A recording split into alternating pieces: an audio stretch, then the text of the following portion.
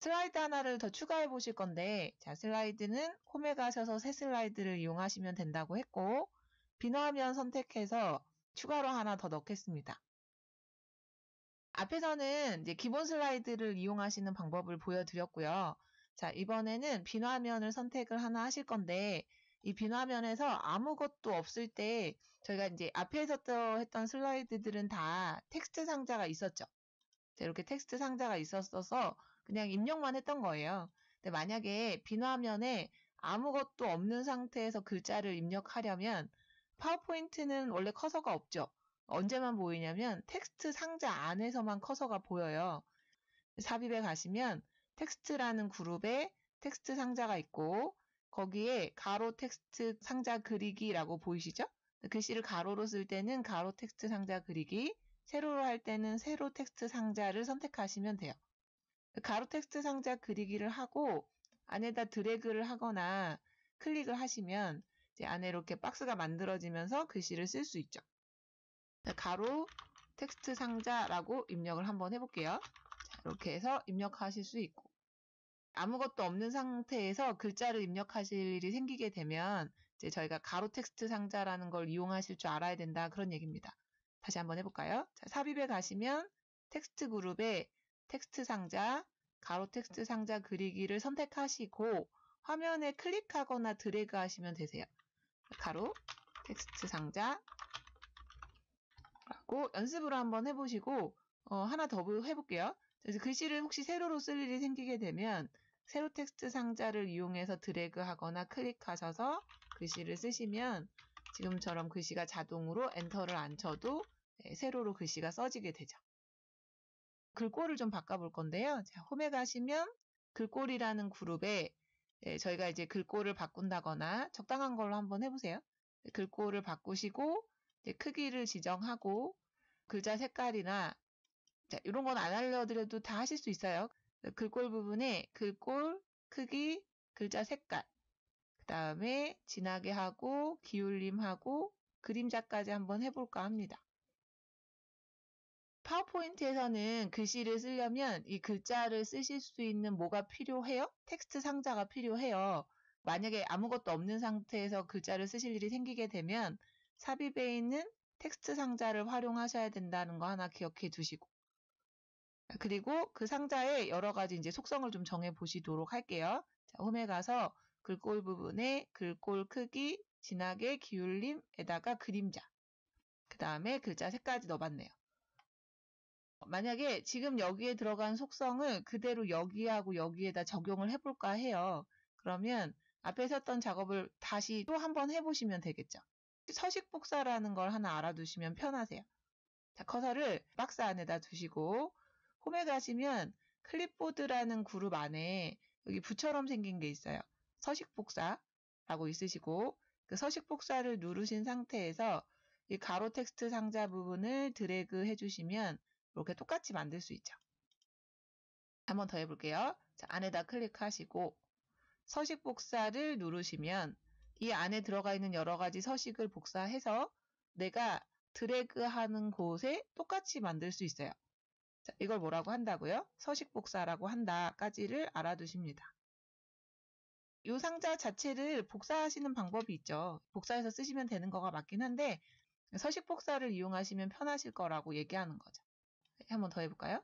자, 안에다 두시고 서식 복사 누르신 다음에 똑같이 만들고 싶은 곳에 드래그를 하시게 되면 이렇게 동일하게 만드실 수 있다. 자, 요게 뭐라고요? 서식 복사.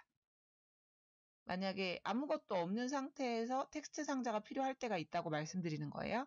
자, 그러면 그때는 어디 가서 삽입에 텍스트 상자에 가로는 글씨를 가로로 쓰는, 세로는 이렇게 세로로 쓰는 텍스트 상자가 있으니 선택해서 드래그해서 사용하시면 된다는 거 하고 여기에 들어간 속성을 혹시 다른 곳에 그대로 복사하고 싶으세요? 자, 그러면 홈에 가서 서식 복사하신 다음에 원하시는 곳에 드래그해서 똑같이 만들 수 있다라고 알아두십니다. 하나 더 설명드리면 서식 복사를 이렇게 해요. 보통 여기다 누르시고 서식 복사를 한번 하고 똑같이 하는데 만약에 이걸 똑같이 하실 게 여러 개면 이런 방법이 있습니다.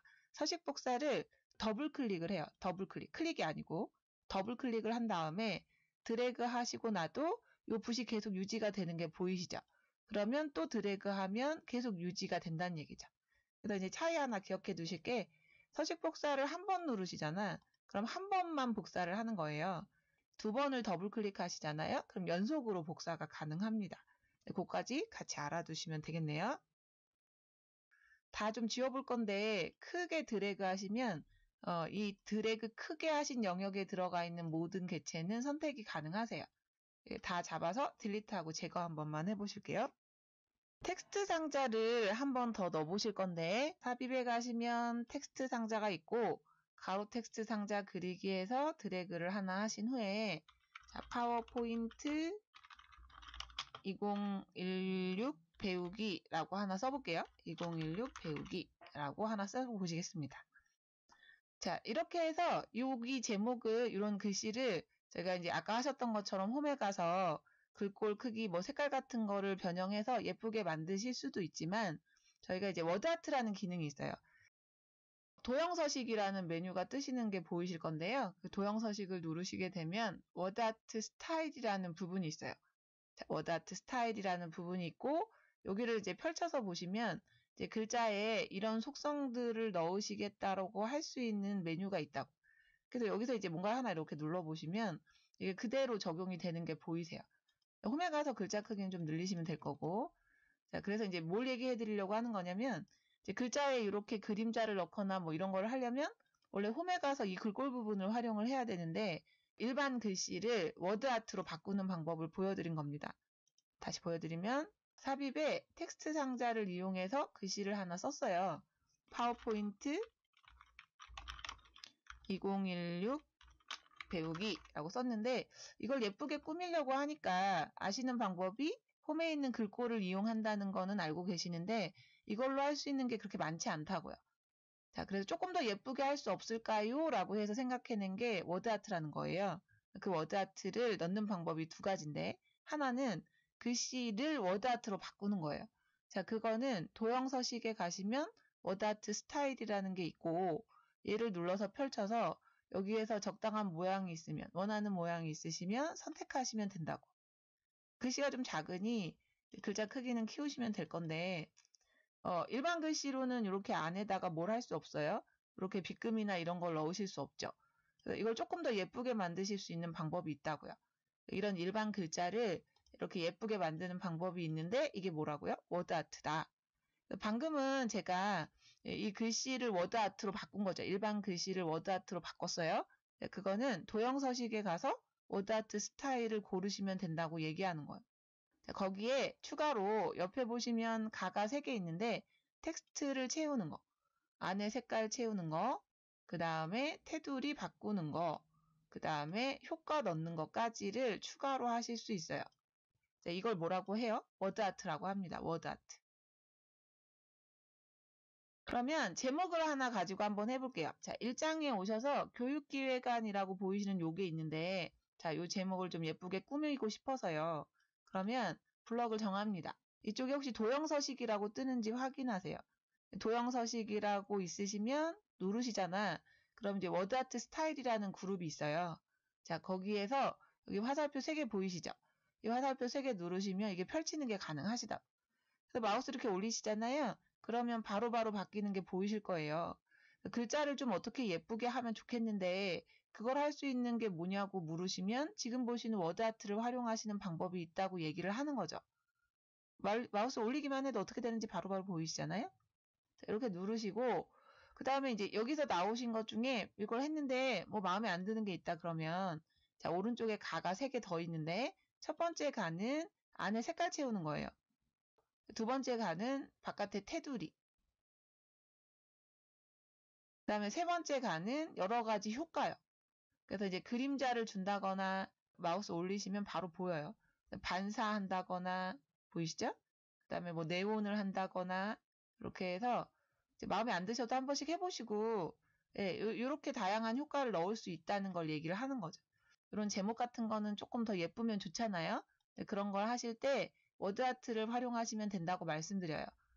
제가 방법을 두 가지를 말씀드릴 건데 하나는 기본 이렇게 문자가 들어가 있는 거를 워드아트로 바꾸는 방법이 하나가 있고 그걸 지금 보여드리고 있는 중이에요. 자, 이 부분을 워드아트를 어떤 걸 하겠다라고 이렇게 정하시는 방법이 하나가 있다고. 그러니까 일반 텍스트를 그렇게 바꾸는 방법이 있다고 말씀을 드리는 거죠. 마음에 안 드시면 다른 거 하셔도 괜찮아요. 근데 중요한 건 일반 글자를 워드아트로 바꿀 수가 있네, 이렇게 이해하시면 되죠. 자, 그 다음에는 아무것도 없는 상태에서도 워드아트를 넣을 수 있어요. 자, 그거는 삽입에 갑니다. 자, 삽입에 가시면 워드아트라는 메뉴가 여기 텍스트 상자 옆에 있어요. 워드아트를 골라서 메뉴를 하나 이렇게 고르죠. 그러면 필요한 내용을 입력하라는 창이 하나 떠요. 그죠? 박스가. 거기다가 파워포인트 2016 배우기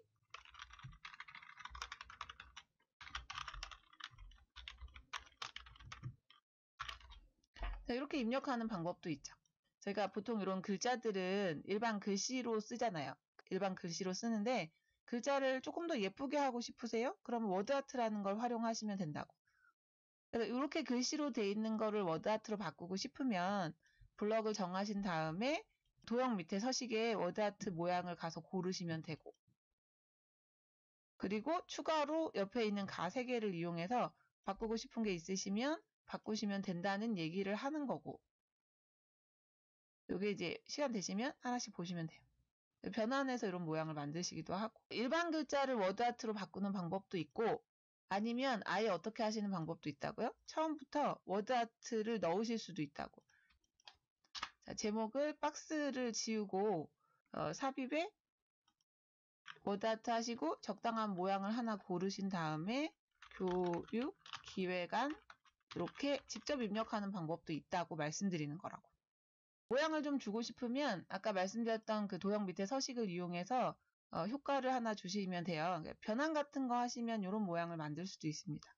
그런 물결표라던가 이런 모양들 좀 멋을 주고 싶으시면 보고 계시는 변환 같은 거를 추가로 해서 이렇게 모양을 주실 수도 있다라고 알아두시면 되세요. 글자랑 관련된 부분은 다 설명을 드렸어요.